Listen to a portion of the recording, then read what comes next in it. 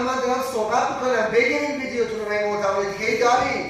پس ویدیو شورت بازدید کمتر میکنه چرا باید ویدیو بگیریم آپلود کنیم که فردا بفهمیم ویدیویی که از آقای عباسی گرفتیم 2000 تا بازدید خورده یا نخورده استاد ببخشید الان اگه همه با هم بگیریم خب این تکراریه ویدیوی تو رو هر کدوم دارن توی یه زاویه میسازن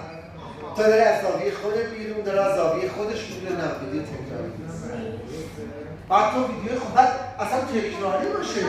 شما که صاحب اثر که نیستید پس مشکل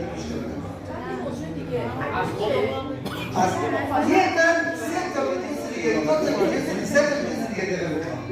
خودت بگیر از عمل بگیر از لپتاپ بگیر گاهی وقتا مخاطب داخل کشوره گاهی وقتا نه اینترنشنال داستان فهم آره میخواد یه چیزی باشه اینترنشنال باشه باشه زبان میخواد